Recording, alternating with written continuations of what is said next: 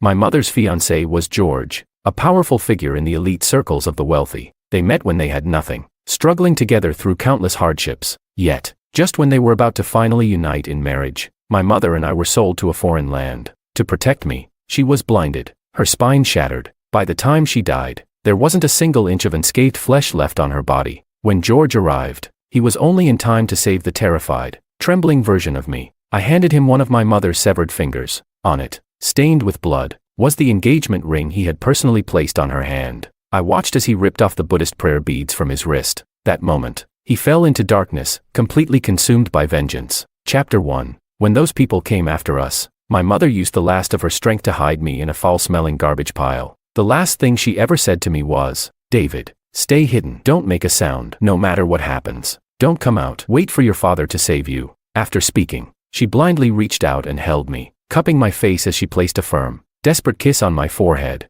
Her eyes were nothing but two hollow, bleeding holes. Every bone in her body had been broken. She could no longer take me and run. I did as she told me, covering my mouth tightly, not daring to make a sound. Her screams echoed in my ears, each one more heart-wrenching than the last. I was trembling all over, my tears streaming endlessly, yet I didn't dare let a single sob escape. In the end, her voice failed her, and the blows finally stopped. Through the narrow gaps of my hiding place, I saw her body, bloodied, mangled, still struggling to move across the ground. Her broken fingers fumbled desperately, searching. Finally, it seemed like she found what she was looking for. With the last ounce of her strength, she slipped the ring back onto her severed finger. The next moment, I watched as those people stepped toward her again, knives in hand. One by one, they severed her fingers. They laughed, cruel, inhuman laughter. I didn't cry. I only opened my eyes wider, burning their faces into my memory, one by one. Chapter 2. I didn't listen to my mother. After those people set her body on fire and left, I crawled out from the garbage pile. Just before dawn, I found the only remaining piece of her, one severed finger. On it was a ring, soaked in blood. I recognized that ring. Every time my mother showed it to me, she would smile so sweetly. She used to say, "This was the first thing your father bought for me with his hard-earned money. It was cheap, but it's my most precious treasure." Later, my father became wealthy, so wealthy that he could buy her endless jewelry and precious stones. But the only ring she ever wore was that simple silver band. Even in death, with her last breath, she had been desperately searching for it. So, I had to deliver this ring into my father's hands. I pressed my mother's severed finger against my chest, hiding it close to my heart, then crawled back into the garbage pile. When George finally dug me out, I was covered in filth, reeking of decay. My face was so dirty it was unrecognizable. Yet, his bloodshot eyes locked onto me, and he pulled me into his arms, holding me so tightly I could barely breathe. "David." His voice trembled as he called my name. "Daddy is taking you home." I didn't cry. I simply reached into my pocket, took out my mother's severed finger, and handed it to him. "Mom was burned away. This is all that's left of her," I said. My eyes were wide, my tears welling up, but I bit down hard, refusing to let them fall. George clenched his jaw so tightly that his cheekbones protruded, his temples throbbing with the effort to suppress his emotions. But in the end, as he touched that severed finger, as his fingers traced the blood-stained ring that had lost its former luster, great, heavy tears crashed down onto my face. "David," he rasped, voice hoarse, "we're bringing Mom home." Carefully, he tucked my mother's finger against his chest, securing it as if it were the most sacred thing in the world. Then, he picked me up in his arms, but as he tried to stand, his knees buckled, and he collapsed to the ground. I heard his voice, raw and shattered, crying out my mother's name. With one fierce yank, the prayer beads around his wrist snapped apart, scattering in all directions. "Willow." He whispered my mother's name once more, and when he finally stood again, I saw his blood-red eyes. At that moment, I knew he had become a demon. Chapter 3. After we returned home, George never let me leave his sight. I had witnessed my mother being beaten to death with my own eyes. I was so traumatized that I stopped speaking entirely. George built a cenotaph for her, but after the burial, he never visited it again. The severed finger, however, he kept, preserved carefully, always carried close to him. Even after my mother's death, women still fought over the position of George's wife. My maternal grandfather sent my aunt over. She was my mother's half-sister. The moment she saw me, she broke down in tears, holding me so tightly she wouldn't let go. She cried, "Poor David. So young, and already without a mother. What will he do now?" My grandfather added, "A true aunt is better than an outsider coming in and mistreating David." My aunt shyly tightened her hold on me, then stole a glance at George. The admiration in her eyes was impossible to hide. She said, "Brother-in-law, I just I just feel sorry for David and for my sister. I only want to take care of him in her place. I turned to look at George as well. He sat on the sofa, expression cold and indifferent, as if nothing in the world could stir his emotions. His fingers idly played with the new string of prayer beads on his wrist. For a long time, he said nothing. Then, finally, he nodded. Then stay and take care of David. When my mother's best friend, Alicia, found out that George had allowed my aunt to stay, she stormed into the house, furious. She accused him of being heartless. Willow's body isn't even cold yet, and you're already bringing in someone new, even if she's David's aunt. Willow never had much contact with them when she was alive. How sincere could she possibly be? I don't trust her. If you insist on marrying someone else, then I'll take David with me. George stood behind his desk, tall and composed. The loose sleeves of his crisp shirt revealed his slender wrist, adorned with a string of prayer beads. His fingers played with the beads as he lifted his gaze to Alicia. The faint light from the window slanted in, casting dappled shadows across his sharp features. For a moment, Alicia seemed lost, her breath hitching as she stared at him. George spoke, his voice calm and unwavering. If you're truly worried about David, then why not stay and take care of him yourself? Alicia stammered. Her words caught in her throat, but her face turned bright red. The anger that had been burning in her moments ago seemed to vanish in an instant. She muttered, Then I'll stay for a few days, at least until David settles in. And so, Alicia stayed too. That night, I overheard the servants whispering. My aunt was furious, so much so that she locked herself in her room and spent the entire night smashing things. Chapter 4. I didn't like my aunt. When my mother was struggling to get by, my grandfather's family never even looked our way. It was only after my father was reclaimed by the Wong family that they shamelessly came knocking at our door. My mother was kind and soft-hearted, but I took after George's cold and indifferent nature. After all, even though I was young, I remembered everything clearly. I remembered my grandfather calling me useless just because I spoke late. I remembered my aunt sneering that I looked exactly like my father and would grow up to be just as heartless as him. None of them were good people. I wasn't particularly fond of Alicia either, even though she had been one of my mother's closest friends. When my father was poor, she had urged my mother to break up with him, saying he wasn't good enough for her. Yet, behind my mother's back, she secretly brought him chicken soup and slipped him money. Later, when my father returned to the Wong family, she had whispered fears into my mother's ears, warning her that now that he was wealthy, he would surely leave her behind, that he would never marry her. My mother had believed it. She cried in secret, over and over again. Once, she even packed our bags in silence and took me away. My father had searched for us tirelessly, staying awake for days and nights until he finally found us. When he did, he held my mother so tightly he wouldn't let go. After that, their marriage was set in stone,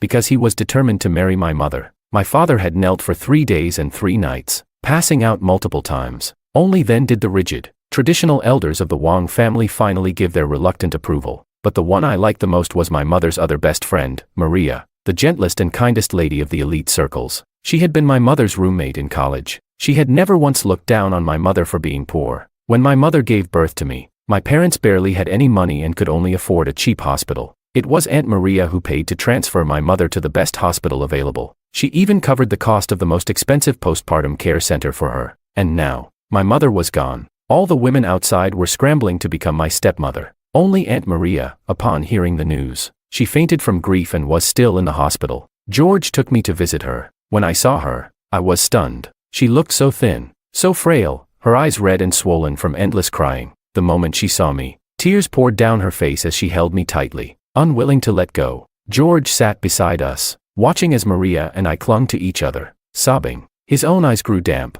When we had cried enough, Maria gently sent me off to wash my face and eat some snacks. Then she turned to George and asked, "Have you found everyone involved in hurting Willow?" George replied, "The ones who carried it out have been dealt with, but the mastermind is still unknown." Maria was silent for a moment before saying, "Willow disappeared after being invited out by Miss Anna Sue for lunch and shopping." George, "Anna Sue was once the woman your father chose for you to marry, do you think?" George's expression turned ice cold. "There's no evidence yet." Maria's voice remained soft, but her words carried weight. "The Sue family has businesses all across Southeast Asia, in both the legal and the criminal world." George fingered his prayer beads, letting out a slow, bitter chuckle. "Yes, the Sue family is powerful." Maria bit her lip before suggesting, "George, why not form an alliance with my family, the Kim family?" As she spoke, fresh tears welled up in her eyes. She continued, "If our families join forces, your power will grow stronger, and you'll be able to avenge Willow sooner. Once you've avenged her, we can divorce. My only wish will have been fulfilled." Her words were filled with devotion, spoken with absolute sincerity. Even as I stood outside the door, I was deeply moved, and when I looked at George, I saw that he, too, was wavering. He murmured, "But Maria, this would be too unfair to you." Chapter 5. Maria replied softly, "I have known Willow for nearly 10 years. We were not sisters by blood, but we were closer than family. The way she died, so horribly." Her voice choked up. Unable to continue, she looked at George and said, "If I cannot do something for her, I will never be at peace for the rest of my life." Faced with those clear, sincere eyes, untainted, filled with pure kindness, it seemed impossible for anyone to refuse her. I, too, thought he would agree. After all, he had only just returned to the Wang family. His position was unstable. Though he had endless wealth, he had neither power nor influence. If he married Maria, the beloved daughter of the prestigious Kim family, everything would change overnight. His standing within the Wang family would become unshakable. But George refused. He stood up. From my place behind the door, I could only see his slender back. I couldn't see his expression. Maria's cheeks turned a faint shade of red. George's voice was calm, distant. "This is unnecessary and unfair to you, to say the least. If I were to marry someone else, even in death, I would have no face to see Willow again." George. Maria was stunned. She hadn't expected him to say that. George raised a hand, stopping her from speaking further. "I understand that you're doing this for Willow, and I appreciate it." Maria lowered her eyes, tears slipping silently down her face. George told her to rest well, then turned and walked out. As he stepped outside, he casually lifted me into his arms. He carried me all the way home, back to the small house where the three of us had lived for 5 years. He cooked me lunch, 1 dish of meat, 1 of vegetables, and a bowl of soup. After eating, we rested on the balcony's lounge chair, just as we had in the past when my mother was still alive. "David." He stroked my hair, his gaze gentle and warm. I lay in his arms. I didn't know how much time had passed when I suddenly felt a damp patch on my back. I tried to lift my head to look at him, but his large hand pressed firmly against the back of my head, keeping me close. I knew. He was crying again. After barely 3 days of peaceful coexistence, my aunt and Alicia finally couldn't hold back. They got into a heated argument that quickly escalated into a physical fight. By the end of it, my aunt had lost a handful of hair, and Alicia's face was scratched. I was so frightened that I hid in a cupboard and refused to come out. George was furious. Both my aunt and Alicia were thrown out. After all, they were here to take care of me, yet they had only worsened my condition. Even my grandfather didn't dare protest. Alicia, knowing she was in the wrong, stayed quiet for a while. 3 months after my mother's death, the elders of the Wang family began pressuring George to remarry and have children. They said, "Getting married isn't just about you, it's for your older brother, and for the entire Wang family. The more children, the better. You should have at least 3 sons, and David must be adopted into your brother's lineage. Your poor elder brother, his health is fragile, and he refuses to marry because he doesn't want to ruin some young girl's future. But as elders, we cannot allow our family line to end. The Su family has graciously overlooked your past and David's existence. They're still willing to have Anna marry you. Pick a date and finalize the engagement." Back then, George had knelt for 3 days and 3 nights just to marry my mother. The Wang family had a sickly eldest son. They had feared that this long-lost younger son might also be weak or sickly, so they had grudgingly agreed to the marriage. But now that my mother was dead, Anna was unwilling to give up. She wanted to marry into the Wang family, wanted to become my stepmother. A distant memory stirred in my mind. Anna had always been a spoiled little princess. She had met my mother through Maria, acting as though she wanted to befriend her. My mother had a soft heart and was easily swayed. She had no sense of self-preservation and gradually became close to Anna, going out with her often. One night, Anna finally lost patience and revealed her true intentions. At first, she had tried to persuade my mother to leave George willingly, but when my mother refused, she turned vicious. "Willow, don't be stupid. Don't force me to use other means. I'm warning you, nobodies like you are disposable. I could crush 10 of you with a single slap. If you don't break up with George, I'll have you sold overseas. I'm telling you now, the traffickers over there are brutal. They won't just kill you, they'll strip you of everything, even your organs." I vaguely remembered Anna's face that night, her snarling, arrogant expression. But my mother, she hadn't been afraid at all. She had just smiled, foolishly, softly, as if she hadn't heard a single threat. Chapter 6.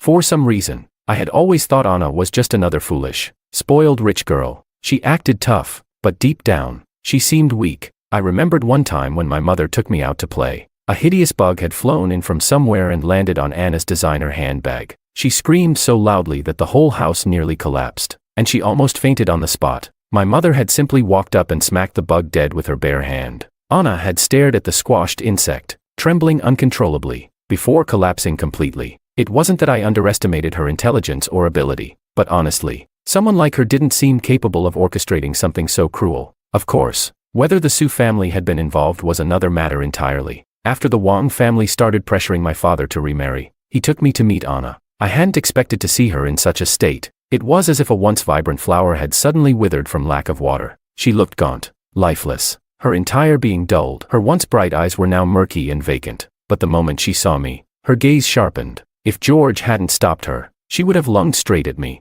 I was startled, and George's expression darkened. Then, out of nowhere, Anna dropped to her knees with a loud thud. Wang.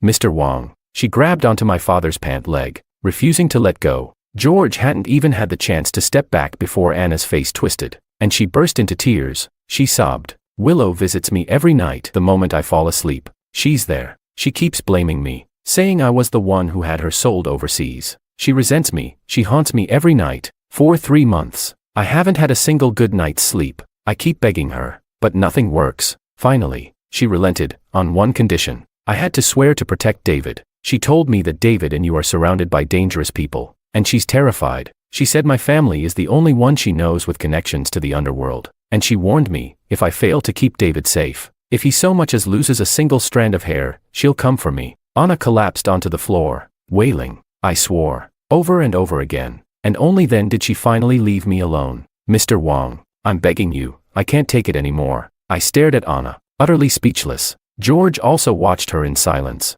Then, he asked, so, this marriage arrangement, was it your idea? Anna nodded immediately. Yes. I threw a tantrum until my father agreed. George's next question was quiet but sharp. Anna, do you love me? Anna's head shook so violently it was almost comical. She waved her hands frantically, as if she were facing a terrifying beast. I don't love you, George. I wouldn't dare. I swear I wouldn't dare. George ran his fingers over his prayer beads, then spoke calmly. Marriage is impossible, but you may move into the Wang household as my fiancé, to take care of David. Anna's face lit up. Then, George added, for only 1 year. He didn't look at Anna when he said it. Instead, his gaze fell on me. Then, he reached out and ruffled my hair, his voice steady. David, trust me, you only need to wait for 1 year. 6 months after my mother's death, rumors of George and Anna's engagement began to circulate. That same night, Maria Kim spent the entire evening at my mother's grave. Her family searched for her frantically, worried sick. When they asked George, he went to the cemetery and found her. By then,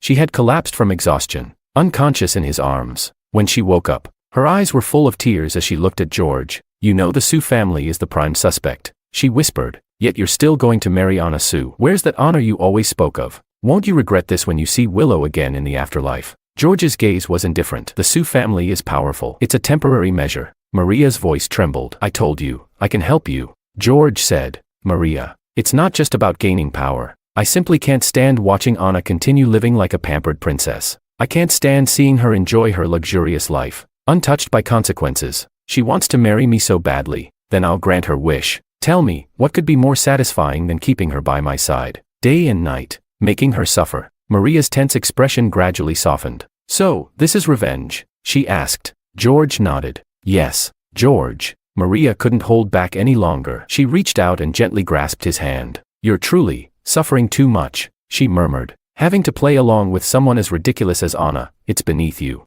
For the first time, George didn't pull his hand away. Instead, he simply said, what choice do I have? Right now, I am still under someone's thumb. Maria gazed at him, and for the first time, the pain in her eyes was overwhelming. Chapter 7. As the anniversary of my mother's death approached, George finally took full control of the Wang family, stepping into the very center of the elite world. With the Su family backing him, and the Su family's deep ties to the underworld, his hands could no longer be considered clean. Those around him grew increasingly cautious, not daring to make a single misstep. Even I, as his son, sometimes found myself afraid when I looked at his expressionless face, when a single indifferent sentence from him could decide the fate of multiple lives. The George who had once loved my mother with such warmth, the gentle and peaceful man I had known, he was gone. Completely. A week before my mother's death anniversary, George's new company overseas was set to launch. He decided to take Anna and me with him to Country F. The night before our departure, he called Maria. The show is about to begin.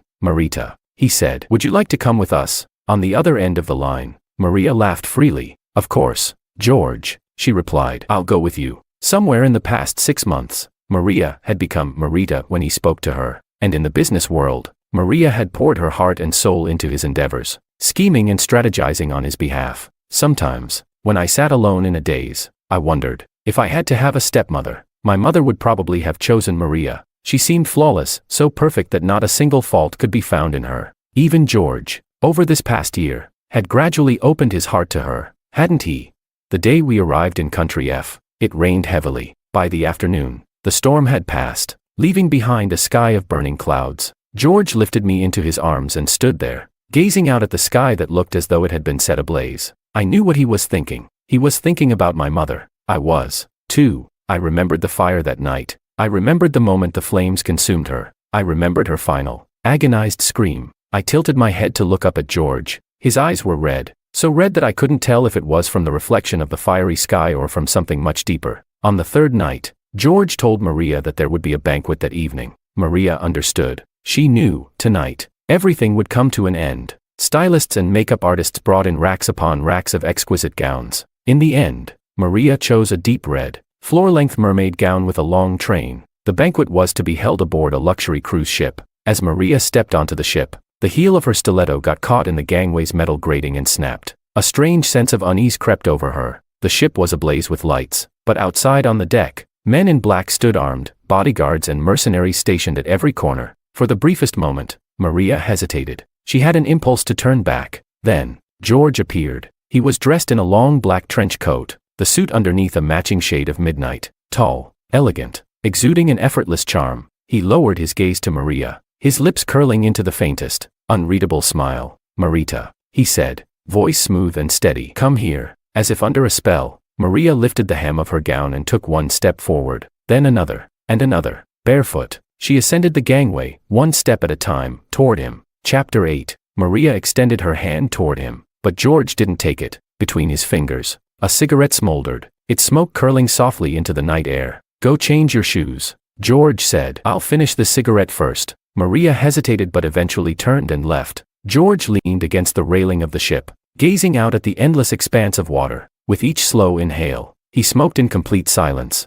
When only the ember remained, he finally lowered his eyes. His gaze landed on the wedding ring on his fourth finger. And then, softly, he whispered, "Willow." His fingers brushed over the ring, and for the first time in a long while, his features softened with tenderness. "Bless me," he murmured. "Let everything go smoothly." Many years later, I would still remember that night with perfect clarity. George hadn't shielded me from the bloodshed. I was 6 years old, but my childhood had already ended long before that night. Maria, now dressed elegantly, stepped into the grand banquet hall. Her eyes swept the room, and she hesitated. "Why are there so few people?" The moment the words left her lips, she froze, because the people inside weren't foreign dignitaries from Country F. Almost every single one of them was someone she knew. Her eyes first landed on Alicia, then on my aunt, my grandfather. Her expression began to shift, her body tensed instinctively, moving to retreat, only to find the way behind her blocked by security. Then, with a deep, echoing thud, the massive, ornately carved doors shut behind her, and locked. A visible tremor ran through Maria. Her eyes darted around the room, searching frantically, until they finally settled on a figure seated in the shadows, draped in all black. "George." She exhaled a shaky breath, as if clinging to a lifeline. "George," but her voice was abruptly cut off, like someone whose throat had just been crushed, because at that moment, something was thrown out before her. A human body, bloody, mangled beyond recognition. Two towering mercenaries, their dark skin gleaming under the lights, had dragged him in and dumped him there like a sack of meat. The stench of blood was overwhelming. The figure on the ground twitched, a grotesque mass of flesh barely resembling a person. Maria let out a shrill scream. Her knees buckled, and she collapsed onto the floor. George's voice, steady as ever, rang out. "Do you recognize him?" Maria's breath hitched. She squinted, trying to make sense of the mutilated body. Then she realized. It was Makoto Wong, the Wong family's sickly, fragile eldest son. The scream in Maria's throat died instantly. She turned, wide-eyed, to George. You. But George's face remained calm, unmoved, like the still surface of a bottomless lake. He didn't even look at Maria. Instead, his gaze swept over the rest of the pale, trembling people in the hall. Then, in an eerily even tone, he said, "One by one, tell me everything you've done. If not..."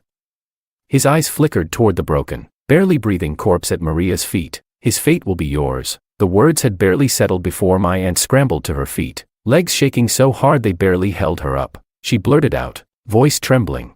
"Brother-in-law, if I confess everything, you won't kill me, right?" George didn't respond. He only turned the ring on his finger and said coolly, "You should already know whether what you've done deserves death or not." Panic surged in her eyes. "Brother-in-law, I'll tell you everything, I swear. I was the one who convinced father not to give Willow any money, to abandon her. I was the one who framed her for stealing from me, making father beat her. When you two were dating, I was the one who reported it to the school, almost getting her expelled. When Willow gave birth to David, while she was still in recovery, I tried to sneak into your room, but the maid caught me before I could do anything. When she died, I wanted to marry you under the excuse of taking care of David, but I swear I had nothing to do with her death. You know this, right? My father and I, we didn't have the power to reach country F." George gave a slow nod. That's true. He knew that Willow's death had nothing to do with Lisa. He also knew that, despite all of Lisa's petty, disgusting schemes, they weren't enough to warrant death, but he could no longer control himself. His jaw clenched as he spat out. "You may not deserve to die, but that tongue of yours is truly revolting, brother-in-law." George shut his eyes. Lisa screamed, "David, please, save your aunt." As she was dragged away, her eyes locked onto mine, filled with utter despair. I closed my eyes too. Then, silence. I thought to myself, at least she would never be able to run her mouth again. Chapter 9. Alicia's face was as pale as toilet paper, but still, she gritted her teeth and stood up. She said, "After you and Willow started dating, she introduced you to me. The moment I saw you, I fell for you, but you never even looked at me properly. I was obsessed with breaking you and Willow up. I thought that if you separated, I'd have a chance. So I kept telling Willow that you were too poor, that you were just an orphan who had been trafficked, that you weren't good enough for her, but she never listened. Instead, she felt even more sorry for you. She treated you even better. Then the Wang family found you and brought you back. Your entire status changed overnight, and I was the one who kept scaring Willow. I told her that now that you were rich, there were plenty of beautiful women who would chase after you, that you would definitely leave her soon.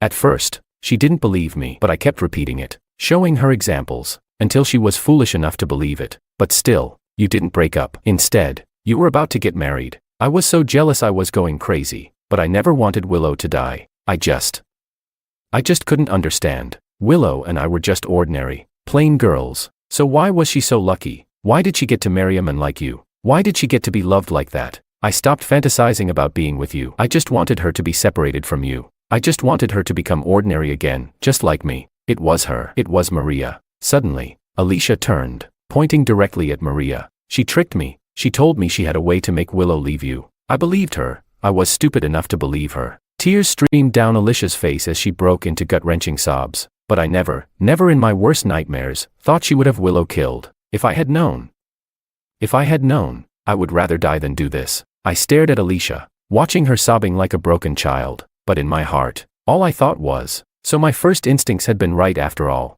I had never liked her, but my mother always spoke fondly of her. Always remembered how Alicia had once bought her breakfast for an entire semester. She used to say, "Alicia may have a sharp tongue, but she has a kind heart." Back then, I had no money for food. I nearly starved. It was Alicia who helped me through it, but my mother didn't know. People change. People always change. Alicia was dragged away. My grandfather, watching it all, was so terrified that he lost control of himself. He had been a middle-aged adulterer who abandoned his wife and daughter. He wasn't exactly the worst of the worst, just a small man who had a little money and indulged in pleasure as he pleased. My grandmother had been driven to her grave because of him. My mother suffered endlessly in her youth because of him. And yet, the moment her body had gone cold, he had eagerly pushed his beloved younger daughter forward, wanting her to become my stepmother. I hated him. But now, looking at his trembling, aging figure, his hair fully grayed, his face twisted in fear, I felt something I couldn't name. A deep, wordless sadness, a hollow sense of loss.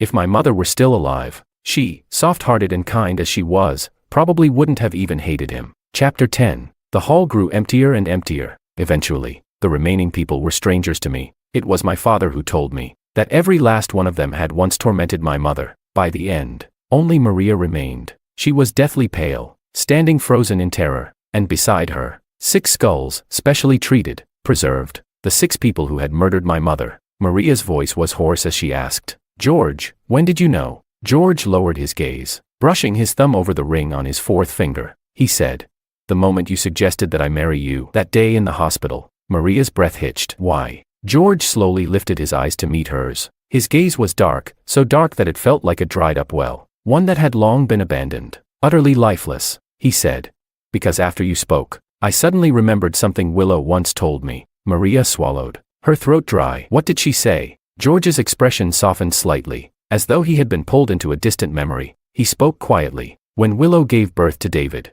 she lost a lot of blood. She was weak, barely hanging on. When she woke up, she looked at David and whispered to me, 'George, you know, before I lost consciousness, I kept thinking, if I were to die, the only person I'd trust to take care of you and David is Marita.'" His voice was calm, measured. "You remember, don't you, Maria?" You walked in just as she said that. Maria's face turned an unnatural shade of white. "That's it?" she asked. "That's what made you think I was guilty? You pinned everything on me just because of that?" She let out a sharp, unsteady laugh, her voice shaking. "George, where's your proof? Do you have evidence? Do you have any real proof that I was the one who orchestrated all of this?" George let out a low chuckle. "You're very smart, Maria. You covered your tracks well, made sure to keep yourself clean. You led me to suspect Anna first, because the Sioux family has ties to the underworld, because they have business in multiple countries. It made them the most obvious suspects, and in the beginning, I did suspect her. After all, Anna did once tell Willow she'd have her sold overseas, but I quickly realized that Anna wasn't the mastermind."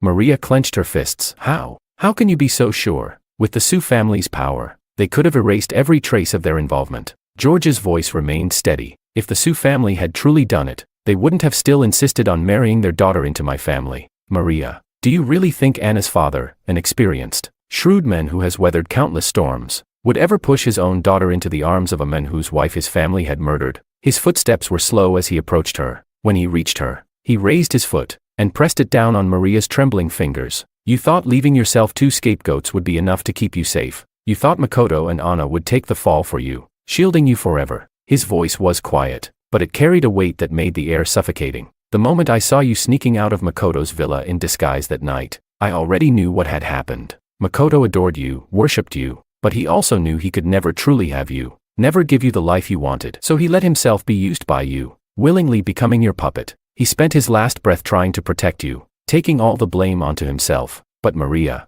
you are cold, ruthless, poisonous. You never deserved that kind of loyalty. You destroyed him." George lifted his foot and kicked Maria's shoulder, sending her crashing backward. His voice turned ice cold. "Every ounce of suffering Willow endured, I will return to you 100-fold, 1,000-fold." He flicked his hand, and immediately, several men stepped forward, binding Maria's limbs tightly. Maria thrashed violently. "Punish the ones responsible, not me. Willow was a fool. Alicia lured her out. Makoto paid the money, and those 6 executed it. They're dead. George, you killed every last one of them." She glared at him, spitting venom. "I had nothing to do with it. How was I supposed to know Makoto had feelings for me? How was I supposed to know he would commit such a crime just to please me? And don't forget, without me, you'd never be where you are today. The Kim family invested in you. I invested in you. If you lay a finger on me, you'll ruin everything you've built." George let out a quiet laugh. "You're right. My success today was partially built on your and the Kim family's support. But tell me,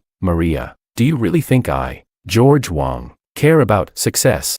Maria's eyes widened in horror. "You're insane," she shrieked. "Willow is dead. The entire Wong family belongs to you now. Soon, even half of the Kim family will be yours. You have the power to rule everything, to control everything, and you're going to throw it all away for a corpse. Is it worth it?" George's voice was calm, unwavering. "For a woman like you, of course not. But for Willow," his lips curled into a faint, bitter smile. "For Willow, I would walk through fire and knives, die 1,000 deaths, and I would still do it willingly." Chapter 11. That night on the deep-sea cruise ship, Maria's screams echoed throughout most of the night. It is said that each of her 10 fingers was severed one by one. Her bones were broken inch by inch. Someone used a very small, sharp knife to slice the flesh off her body piece by piece. Her eyes were the last to be gouged out, so she could watch her body being grotesquely disfigured. In the end, she was burned alive in a raging fire. Her charred corpse was thrown into the open sea. After all this, George abandoned the mess and took me back to the country. As for how much effort the Sioux family had to put into cleaning everything up, that was none of our concern.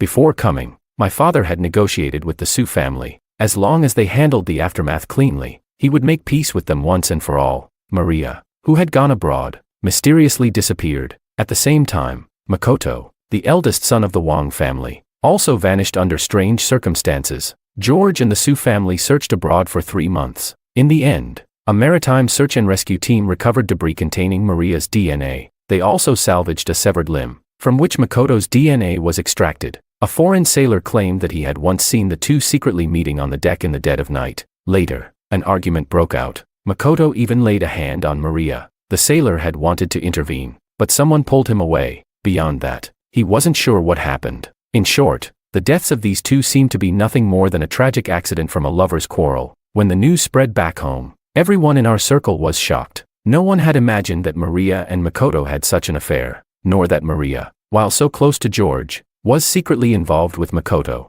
Greedy for both, she ended up with nothing, completely erased from existence. A lamentable fate. The Kim family did not believe Maria's death was an accident, but with no evidence, they had no choice but to accept it. From then on, the Kim family began a long streak of misfortune. Within just 5 years, they, once a prominent name in wealthy circles, vanished without a trace. Rumors said that the younger generation of the Kim family was utterly incompetent. It was only a matter of time before their remaining fortune was squandered. I heard that Anna had fully recovered from her illness. She never dreamed of my mother again. My father divorced her. She happily returned to the Su family. Over the past year, perhaps out of a vow to my mother's ghost to take good care of me, she had truly devoted herself. In doing so, she seemed to have developed genuine affection. Every few days, she would come back to see me, but only when my father was not home. If they happened to run into each other, she would flee faster than a rabbit. On the first anniversary of my mother's death, I noticed my father's left hand wrapped in thick gauze. Later, when the gauze was removed, his ring finger was missing. The wound was so neat, it could not have been accidental. He took me to my mother's grave once. There were signs that the grave had been disturbed. I immediately understood. My father must have buried the only remaining severed finger that had once belonged to both him and my mother. When I turned 18, George already had a head full of white hair. Over the years, he worked himself to the bone. He never allowed anyone to help him. He personally handled everything while taking care of me. I inherited my father's appearance, but my eyes, they looked more and more like my mother's. He often stared into them in a daze. Sometimes, he would murmur a name, Willow, but she had been gone for 13 years. At first, people encouraged him to remarry, but as time passed, no one ever mentioned it again. Chapter 12. The year we returned from F country, we weren't alone. With us came a girl, 2 years younger than me. My father gave her a name, Sophia. She was an orphan, but her background was clean. Her origins without any entanglements. My father had carefully selected her from nearly 100 children to stay by my side, to be my companion. After coming back, I gradually started to speak again, especially when I was with Sophia, because, deep down, I always felt that we were alike. Only those who carry the same wounds can find warmth in each other's embrace. I had no mother, but I still had a father who loved me more than anything. But when he was 3, both of his parents had died. We loved lying on the rooftop, whispering to each other, sharing a pain only we could understand. We couldn't tell anyone else, but we could tell each other. In the blink of an eye, over 10 years passed. I turned 20. Sophia was 18. My father had raised her well, so well. I liked her very much. When I graduated from university at 22, I slowly started taking over the company's affairs. Later, when Sophia finished school and could help me, George finally let go. Then, as I handled several difficult business matters on my own, my father completely handed everything over. In my spare time, I studied antique restoration. Oh, I almost forgot, back then, both my mother and Maria had studied this, but my mother always had the upper hand, however slightly. Their mentor once said, Willow's heart is calmer, her hand steadier. Maria is always just a little lacking. She should follow Willow more and learn from her. Perhaps this was one of the reasons Maria had my mother's fingers severed, one by one. When I entrusted the company's finances to Sophia, Anna came running to me countless times. She even tried to persuade me with heartfelt concern. David, how can you let a woman manage your money? What if you ever need to go to court and can't access your own funds? Sophia is just your father's adopted daughter. Even if she were your real sister, don't families still fight to the death over inheritances? You mustn't be careless. Your father and mother only had one son, you. You can't just let the Wang family's fortune fall into someone else's hands. Anna and I have a good relationship now. Hearing her say this, I acted spoiled and teased her. But Anna, you're still here. If Sophia ever has any bad intentions, you can sell her off to another country too. At that, Anna frowned even more, sighing. I was born a pampered young lady who never had to lift a finger. I never planned to take over any family business. Never wanted to worry about anything. I was just going to spend money recklessly my whole life. So why is it that now, in middle age, my burdens are heavier than ever? Her exaggerated frustration made me laugh. I joked, Anna, Don't you think being a powerful, unstoppable villainess sounds pretty cool? She seriously considered it, as if a little tempted. Then, she reached out and stroked my hair for a long time. Suddenly, her eyes turned red. She was about to cry again. I gently hugged her. I understood. So many years had passed. Fewer and fewer people still remembered my mother. Even my aunt had stopped secretly cursing her under her breath. My grandfather, after suffering a stroke, had been dead for years. His last 2 years were spent bedridden, with no one to care for him. He developed severe bedsores and suffered terribly. They say in the end, he longed only for death to free him. And then there was Alicia. She later married a disabled man. Her life wasn't easy. When he was in a bad mood, he drank, and when he drank, he hit her, cursed her, but she kept having children, one after another. Divorce was never an option. The dead will never return. The living continue to struggle, but it's okay. I have my father. I have Anna. And there are even strangers I don't know. People who still remember my mother. Her grave is never without fresh flowers. Her mentor visits often. The man she loved most misses her with every second that passes. And her beloved son. I will fulfill the dreams she never had the chance to complete. And then there's Anna. My mother probably never expected that. In the end, the one person who would always remember her, always think of her, would be Anna, the one who would protect me in her place. Chapter 13. A year after I graduated, my father arranged a wedding for me and Sophia. When we knelt before him to offer our respects, he smiled, so gently, so deeply, yet there was a quiet sense of release in his expression. At that moment, an ominous feeling gripped my heart. After the wedding, I refused to leave his side, staying close to him at all times. But on the anniversary of my mother's death, he still left. Perhaps he feared my grief, feared that his own heart would soften and waver, so he did not allow me to be there for his final moments. He only left me a letter. The letter read, "David, forgive me. Your mother is too lonely on her own. I must go be with her. When I die, cremate me, burn me to ashes, and take me to the place where your mother passed away. Scatter my ashes there. I'm going to find her. I'm going to find my Willow. David, your father is happy. In this moment, I am happier than I have been in the past 18 years. So let me go. Will you, David, will you send me off yourself?" Clutching the letter, I collapsed to the ground, sobbing uncontrollably. Sophia did not say a word. She simply stayed beside me, quietly, just like she always had. She was my shadow, my constant companion, my safe harbor. She was the one who made me feel at peace. I took my father's ashes to the place where my mother had died. The landfill no longer looked the same, no longer filthy, no longer chaotic. Still, I found my way back to where it all had happened. With trembling hands, I scattered his ashes, letting them drift into the wind. Sophia held my hand the entire time, never letting go. That night, I had a beautiful dream. In my dream, my father was young and handsome again, his hair still jet black. My mother was radiant, soft and warm, her smile as sweet as ever. They were holding my hands as I stumbled forward, just learning to walk. I tripped and fell, then ran toward them again. My father lifted me high, placing me on his shoulders. My mother was laughing. She kept laughing, and when my father looked at her, his eyes were filled with nothing but love. In my dream, I must have been crying, because when I woke up, my pillow was soaked through. Beside me, Sophia whispered softly, "David, I will stay with you forever." Chapter 14. In the 3rd year of our marriage, Sophia became pregnant. When the time came for her to give birth, Anna arrived at the hospital with nearly 100 bodyguards, surrounding the building inside and out. She had truly become a fierce, battle-hardened queen. The sight of it made Sophia feel completely safe. She gave birth smoothly to a pair of twins, a boy and a girl. We named them Georgios Wang and Sylvie Liu. Not just my decision, Sophia and I chose the names together. Each child carried one of our last names. Sophia said, "I was once an orphan, nameless and rootless. I only wish for my parents to rest in peace, wherever they are." When the twins turned 1 month old, Sophia and I took them to the cemetery. At my parents' graves, roses bloomed in full splendor. The wind carried their fragrance, filling the air with a gentle, intoxicating scent. Among the vibrant flowers, I seemed to catch a glimpse of my parents, George and Willow, young and full of life once more. They say that kind souls will be reborn into good families, destined for a life of warmth and abundance. My parents must have already been reborn into such a place. Somewhere, they are being cherished, held close, loved deeply, and if I too have a next life, I would still want to be their son. If there truly is a next life, then in that lifetime, the three of us will never be apart again.